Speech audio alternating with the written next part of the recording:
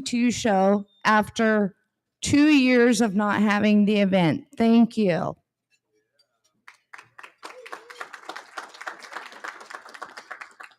As many of you know, we changed our name on January 1, 2022 to Northwest Auto Care Alliance. We are still the same association, only with a new name.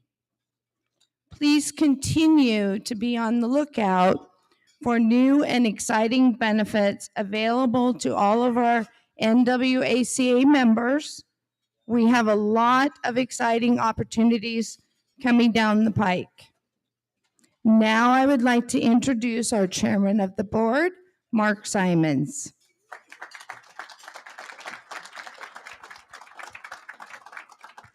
Thank you, Brenda. Thank you for all you've done over these past few months of allowing us to continue the strength of our organization. So thank you, Brenda. If we can get a round of applause for her, please.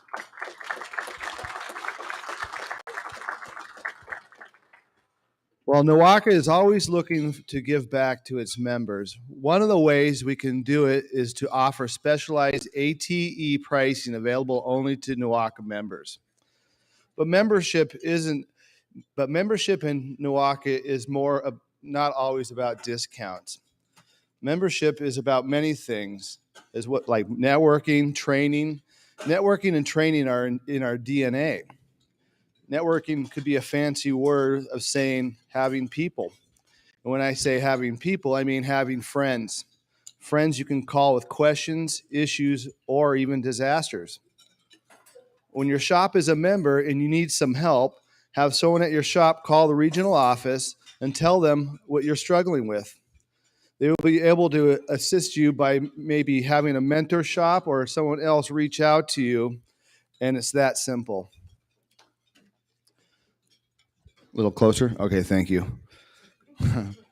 When you're a member, you have someone to call that cares about the industry and understands the efforts it takes to do what we do, day in and day out. Someone that cares if you succeed and cares about our industry. Give us a try next time you're in a jam, and if your shop isn't a member yet, call anyway. Let us know how being a member adds value to what you do. If it inspires you, talk to any of the folks that are wearing the NWACA or ATA shirts and ask them what NWACA does for them. Thanks again for supporting NWACA in our industry. And one last thing, today at the trade show, the ITAC booth is there and being manned. If you don't know what an ITAC is our technical apprenticeship program that NWACA has. It's a way for us to be part of the community and also uplift new technicians into the industry, starting at the school levels. With that, we also have stop by the pit crew booth because there's an opportunity for pit crew to donate funds through a program for that ITAC program. So I just wanted to make sure that everyone's aware of that and what ITAC is. And at this point, I'd like to introduce Isaac from WorldPac. Thank you, Isaac. Hey everybody, how you doing? I'm Isaac with the WorldPac Training Institute. I am the manager for the hybrid and alternative fuels program, so that includes all of our hybrid, electric, and diesel vehicles. Now, WorldPac and our sister companies, Advanced Professional, CarQuest, and Auto Parts International, are proud to support ATE, Brenda, the Northwest Auto Care Alliance, and all of the staff, volunteers, and automotive professional and attendees and members that make this event possible. Thank you all for coming. WorldPac and CarQuest continue our dedication to the betterment of the automotive industry and are sponsoring 23 courses here at ATE today and this weekend. And we have we've worked really hard with countless hours to develop some of the best training material in the country that we would like you guys to enjoy. Now, at this time, I'd ask that everybody stand and give Brenda and the ATE team, all of the instructors from the WTI, CTI teams, and all the other instructors that are here to bring back in-person training this year. This would not be possible without the Northwest Auto Care Alliance.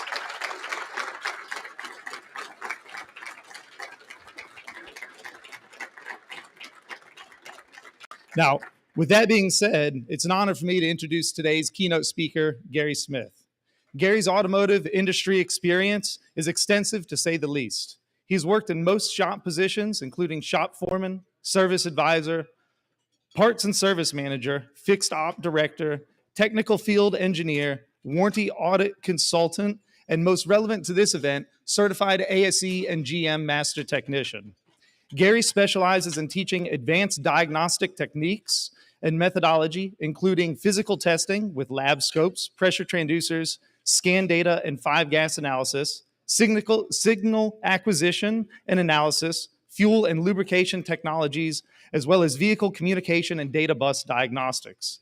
Now, Gary also has a side gig as Benjamin Franklin's 21st century doppelganger, and he will be available for autographs after the presentation. Now, in addition to advanced diagnostic trainings, Gary's dedication to the future of our industry includes his company Diagnation, which supports technicians with on-car remote technical assistance across the country, and he hosts Train the Trainer sessions with schools and automotive programs. Ladies and gentlemen, Gary Smith.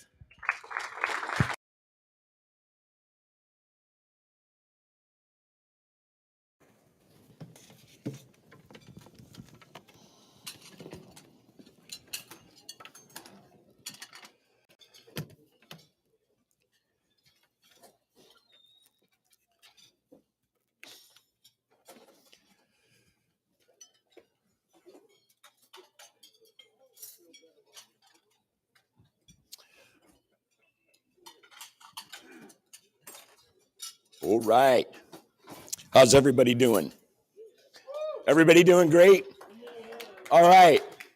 Well, I want to welcome everybody back to what I'm excited to say is our first time since coronavirus back in the room, hugging and fellowshipping and have a good time. This is awesome. Sorry about my voice, but this is awesome. Okay? Now, I want to thank from the bottom of my heart everyone sitting in this room for being a very dedicated part of this industry. We see new faces every year, but we see all of the guys and the ladies in the room who show up year after year after year to better their careers. And I want to salute you for that. I also would like to thank Isaac and the World Pack crew.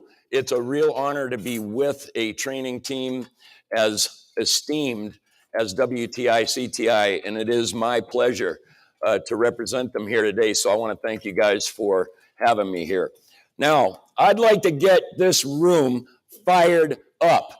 And the way I want to fire you up is to start with something that we don't hear every day. And that is that the people that are sitting in front of me right now are some of the smartest, most focused craftsmen that exist in any industry, bar none. There is no group of people with more stick-to-itiveness, more focus, and more never give up attitude than your well-studied automotive technicians. We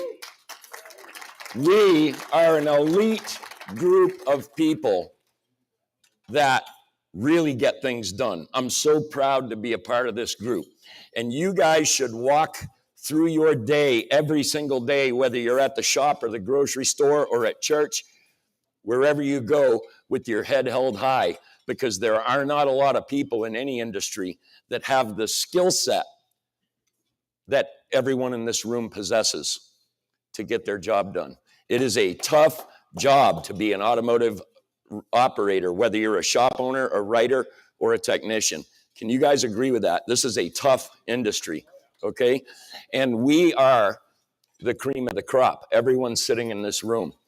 Today, I want to go through something that I have been kind of working on and stumbling through for the last number of years, which is I want to bring a paradigm into our mind to focus us on our next stage of growth, technically. You guys have to admit that we are drinking amounts of information that are akin to sucking water out of a 3-inch fire hose. I mean, would you guys agree it's gotten that bad in the last few years? okay? It used to be that for years and years through the decades, for example, the 20s, 30s, 40s, 50s, even the 70s and 80s, technology moved at a pace that the average human could absorb and internalize and learn and apply. We are way, way beyond that with automotive technology today, guys. We're moving in quantum leaps. And what that means is that every dedicated automotive professional in this room must study unceasingly and be willing to move with that technology, which means we got to pick up our pace. We got to get more serious about learning the down and dirties about how the electronics work in these cars. If you're a service writer or a shop owner, we have to get more motivated to do a better job with those phone skills, a better job with the appointment, capturing those customers, feeding those technicians with the work they need, getting the proper descriptions on the repair order, and interacting with that customer in a way that means trust and business. I think we've got a cool little thing for you today. In a world where we're drinking information like a fire hose, a new breed of automotive technician is born. And that is the automotive SIGINT specialist. Now, let me explain what I mean by SIGINT. A SIGINT specialist, we're going to talk about the intelligence world here versus the automotive world, and we're going to smash them together.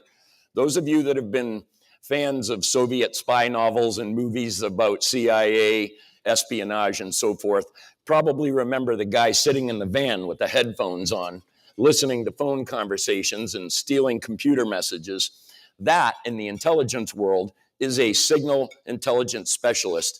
The acronym for that is SIGINT. Okay, we're going to walk through what it means to be an automotive SIGINT specialist.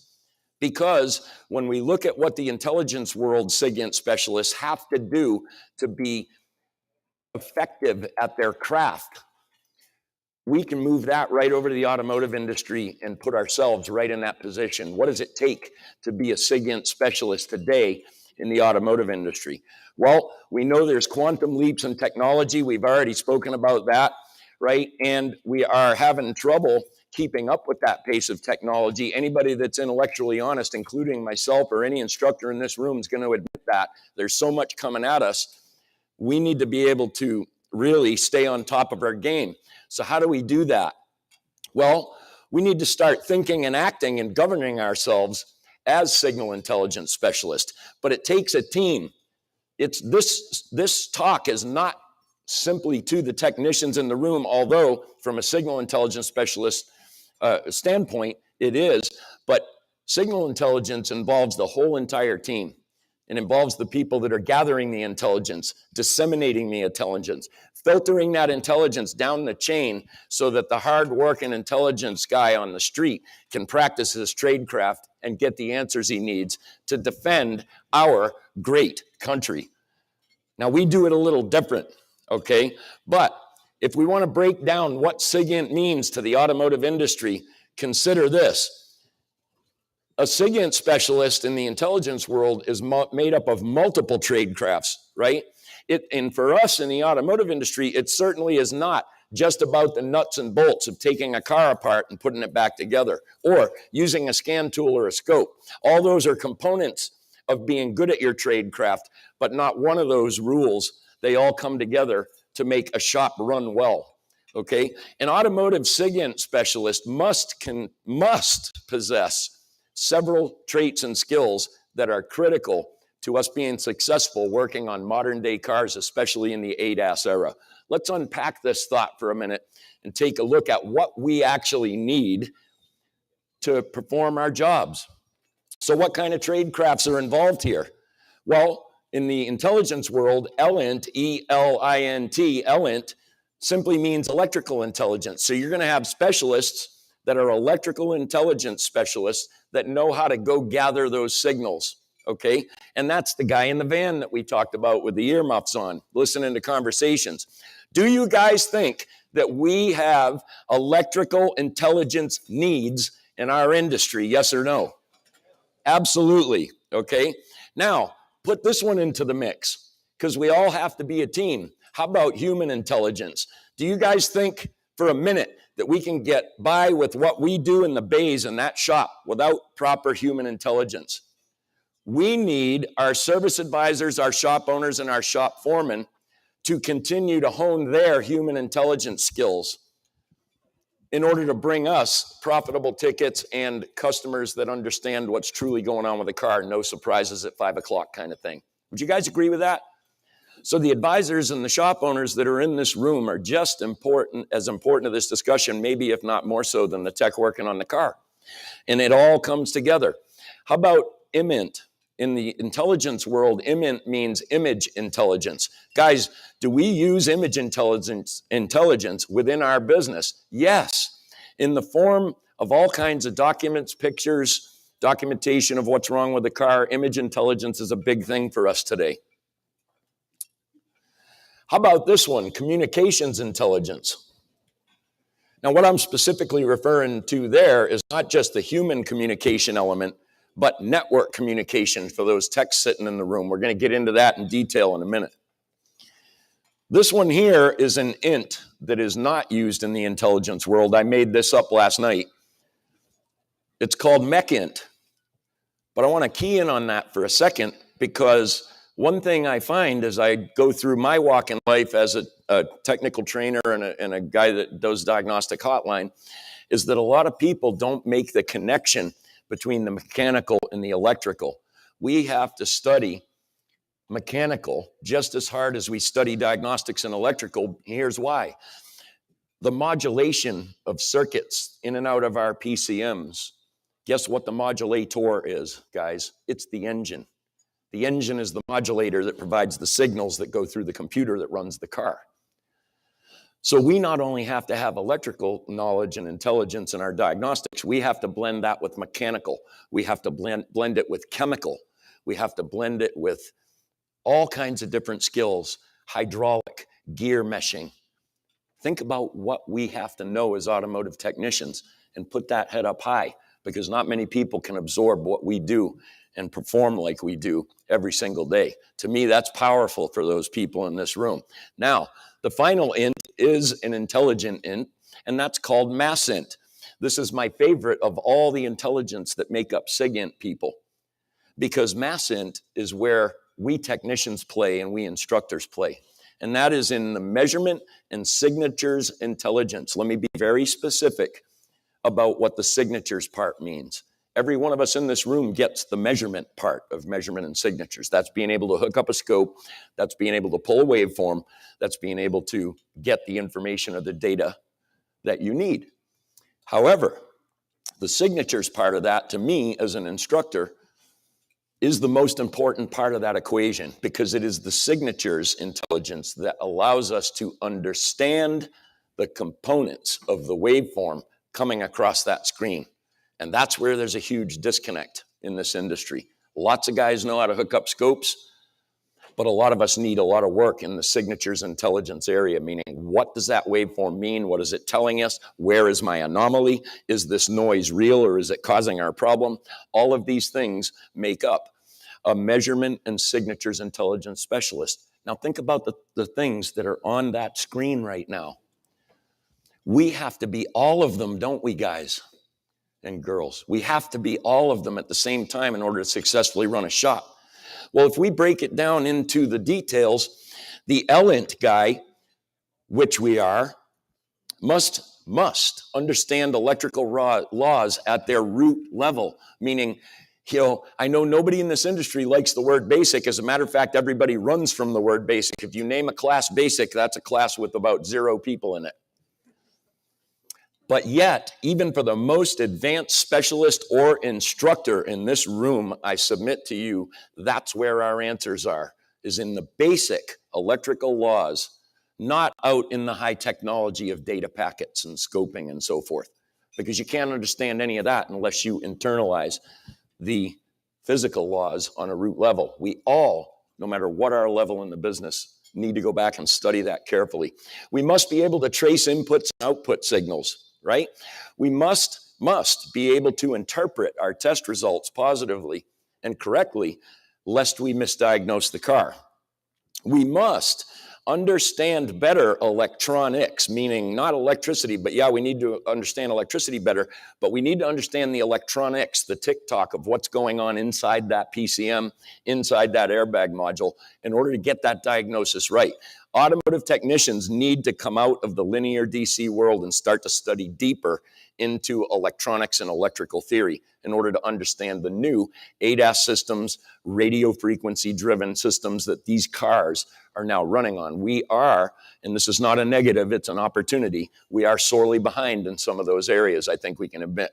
We've been in the linear DC voltage world for so long, we need to really puff up these electrical intelligence skills. And we must hone all of these skills so that we can build our own cognitive test plans around some of these ridiculous DTC charts these manufacturers throw us down. Would you guys agree with that? That's what being an LINT specialist means. We have to be an LINT specialist because we're facing new technologies like 48-volt systems.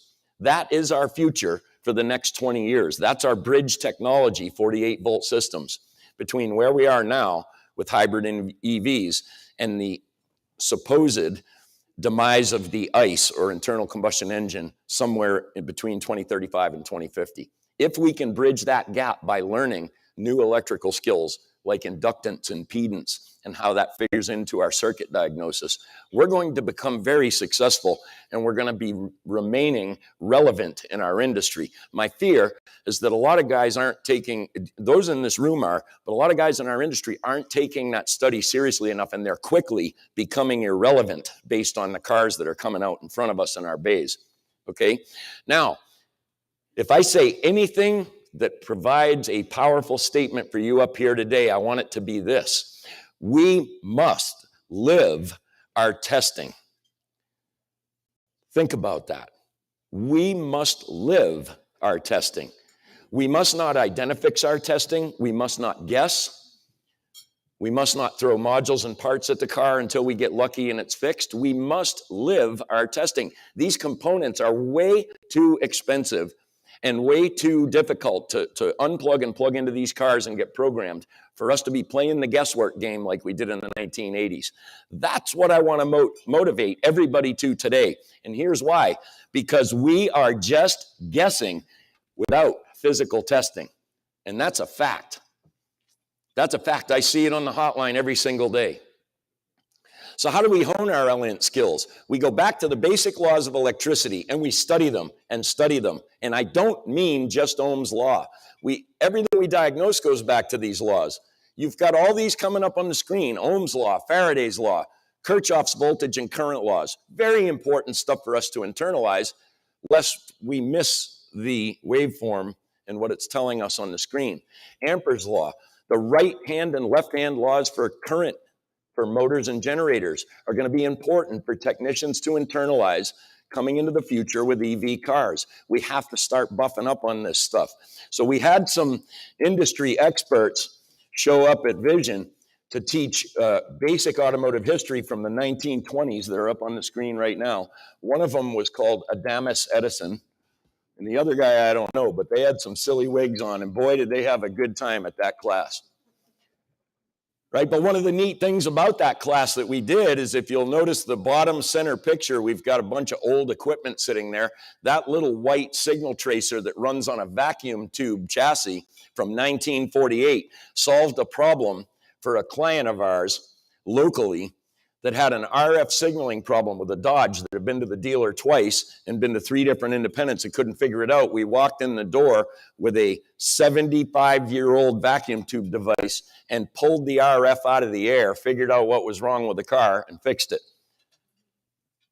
I got to tell you, the looks on those technicians' faces when that vacuum tube started glowing green and we pulled the frequency out of the air was the funniest thing I've ever seen in my life. They were like, what? But you know what, guys? Sometimes we got to do some fun stuff and, have a fun class like this where the instructors are being goofballs, right? The point of the whole class that we were doing here that you see the picture on the screen for is that nothing has changed from a measurement and analysis standpoint since 1906 when Henry Ford's car first came out on the market. Nothing has changed. Only the technology's gotten more complex. That's all, guys. But at the root level, the testing is no different than it was in the days of Henry Ford. We need to embrace that and go back and learn it, because a lot of us skipped over it. Human intelligence. A human specialist hones their human communication skills unceasingly. We must be able to read personality, mood, and body language properly if we are to gather the important intelligence for that repair order. Cranks no start, check, and advise is not sufficient human intelligence for a modern-day technician to take that car and successfully fix it. We gotta squeeze that information out. We got to get it out of that customer, and we've got to translate it to the ticket properly to avoid the ugly wild goose chases on some of these diagnostics. We will squeeze the information from you. And if we do not squeeze the information from you, we will send you to the back room to see Olga. Do not be concerned with the size of her hands. Guys, we got to pull some crazy stuff out of these customers sometimes, because guess what? Sometimes customers lie.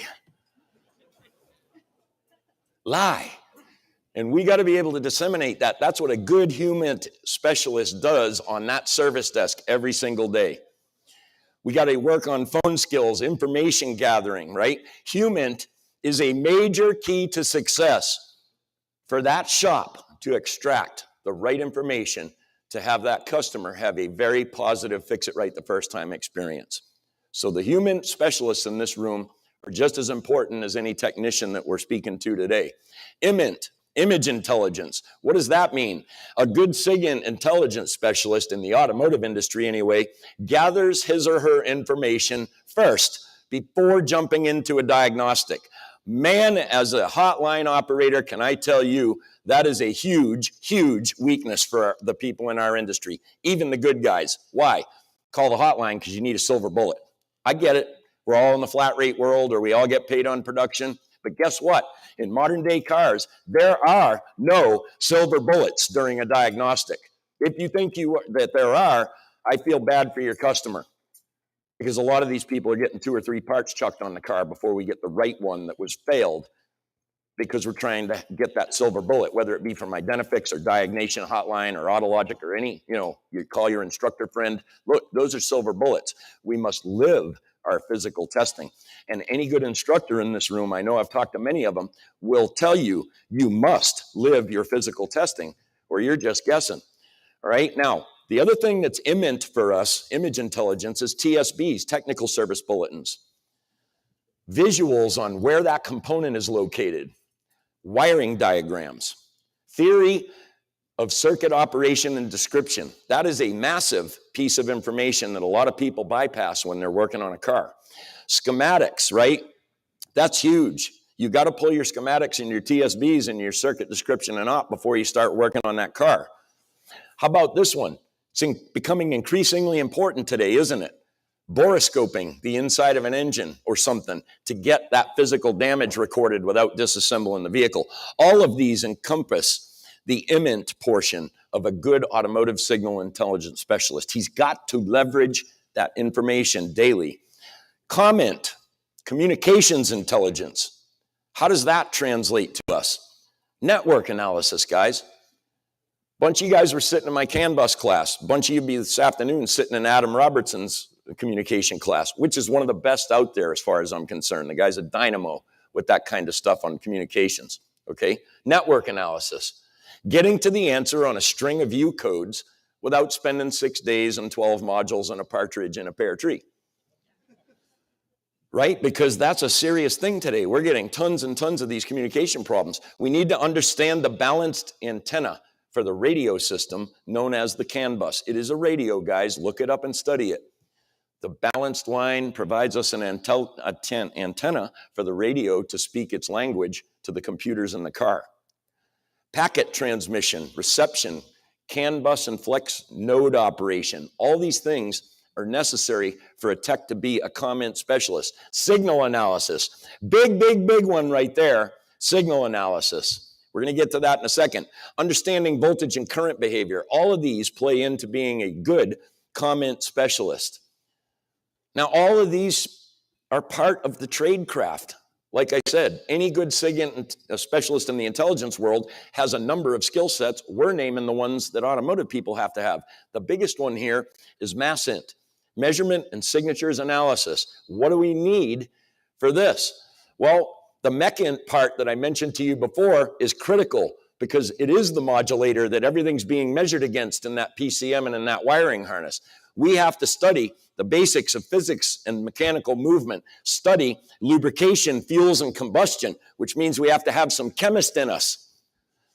Measurement of mechanical timing, leakage, vacuum, pressures. I'm looking over here at a couple of really good instructors in the back of the room, G. Trulia and Eric Ziegler back here, who are those specialists that teach us each time we come to these events. Mechanical timing, leakage, vacuum, pressure waveforms, all that's very important to the MECINT part. Gearing, ratios, meshing, camshaft phasing, variable valve timing, and lift technology. We have to develop all these MassInt skills or MECINT skills in order to put it in the mix with MassInt, measures and signatures intelligence. What does that mean? We have to start exploring new frontiers that are new to us as automotive guys, such as XY mode on your scope, scan data, make use of it, learn it, understand it, signal coupling, simple concepts like that that are misunderstood. We've got to get help with them. We've got to get better at them. Signatures analysis, that's a big one. What is that scope screen really trying to tell me? And without the basic laws, you're already lost. That's why I'm saying, nobody in this room, no matter what your level of advancement, should ever balk at a basic level class. You would be shocked at what you can pull out of some of these basic level classes. Go to them, sit in them, refresh yourself, get better. Intermittent captures, learning new methods for testing frequency, radio frequency, and AC currents. Guys, I'm telling you, if you hear anything today, hear that. There's a lot of AC current and RF activity going on in our cars. It's in the TPMS. It's in the Bluetooth connections with the sync system on the dash. It's all over the car. It's the RFA. It's the immobilizer that starts the car with a push button. All of that runs on RF energy. We are sorely behind in studying things AC and RF. Get your head in that game and go down the rabbit hole. It's the best learning curve you'll ever do. You'll bring yourself to that next level. For example, what you see on the screen on the right side is an XY shot of a live CAN bus talking. And I'm going to tell you, in the next 12 months, you're going to see some incredible new methodology for diagnosing networks. That's all I'm going to tell you right now. Keep your eye out next year around this time. We're going to have an industry-changing class coming out on new network diagnostic techniques that involve things like this. However, you have to learn what XY mode is and learn what inductance is in order to read that waveform. But what if I can get you to not have to depower the car, put all the modules to sleep for 2 hours, open the door, prep everything, so that I can get a simple ohms reading across pin 6 and 14? What if we could hook a scope up like that on the right side of the screen and say in 5 seconds, it's a good balanced bus, move on? These are the types of technologies we got to get excited about and embrace as automotive technicians. Go deeper, learn more. Find an Elmer. Now, you guys are probably sitting there going, what in God's creation is an Elmer? If you're a ham radio operator in this room, you know exactly what an Elmer is, because an Elmer in the ham radio world is your mentor. He teaches you everything you need to know to successfully and legally operate a ham radio and call up to space stations, talk across the world to Italy, fix that radio that's in your ham shack that you can't get running, learn about antennas and transmitters. That Elmer is called an Elmer. I did the research on this because I'm like, what the hell is Elmer about? Right, and it turns out that in the 1920s, the guys that invented radio and amateur radio before commercial radio came out had a guy named Elmer that knew everything, that was teaching guys around the city of New York all about amateur radio, and the name just stuck. So the mentor in the ham radio world is the Elmer. Well, let me tell you what, I am standing in front of some of the best Elmers that exist on planet Earth right here and right now. I can't name them all, but I want to name a few. Adam Robertson, one of the best Elmers and coaches I know. That guy will answer the phone at 2 o'clock in the morning to help a tech that's stuck in the car. Dave Hobbs, Dave Shadeen and Cecil on the management side, on the human side. Eric Ziegler, Scott Schotten, G. Trulia, Mylan. Look at the resources we have in this room to learn and expand our horizons. Guys, we are truly a blessed industry. Find an Elmer. You know, I take being an Elmer for you guys pretty seriously, and I think every instructor in this room does. We help coach and befriend and help to get better people who have husbands and wives and families and businesses to run. I take that as a serious personal responsibility, and I guarantee you every other Elmer in this room does the same. That's why they're here for you today and with you. Let's walk together and get better together, okay? Now, the Elmer is not just a coach, but he's a mentor, a steady hand, and a friend in a time of need. We're in a time of need in this industry to get better at what we're doing. So let me close with this. I mentioned this in the beginning, guys. We are skilled people. How many professionals in any industry do you know that can internalize mechanical, hydraulic, electrical, chemical, combustion? How many people can do what we do? Not many. We need to hold that head high. We need to continue to go into work every day and solve those problems, but do them better and quicker and get better at what we do. We are an elite group of specialized craftsmen whose job is to support citizens, industry, and business and keep this great nation moving. That's who we are, and be proud of it every single day.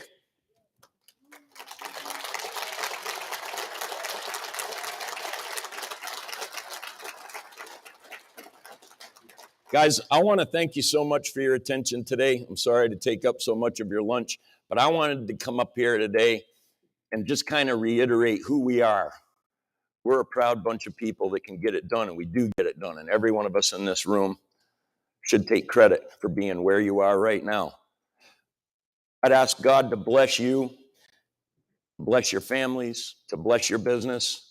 And I definitely ask God to bless the United States of America. Thank you guys very much. We'll talk to you later.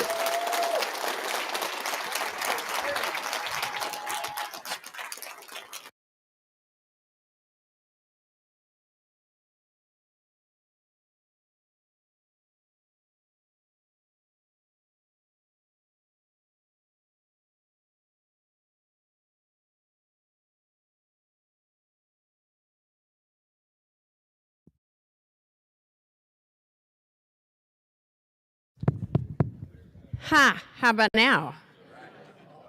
All right. Thank you, Gary. That was amazing. How about another hand for Gary?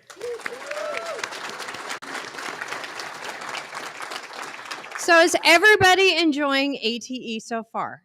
Yeah? It's amazing, right? Who doesn't want to be here? We're all the cool kids. So next year, mark your calendars. We already have it scheduled. It's going to be March 31st through April 2nd. So we want you to be here. Make sure to sign up early so that you can get the classes that you want. And don't forget the scavenger hunt tonight. We have lots of prizes. Need to have it turned into the registration desk by 6:45 so that you can win some amazing stuff. Don't forget to go by the ITAC booth. Support our young technicians coming into the industry. Help us get some donations out there for free. Doesn't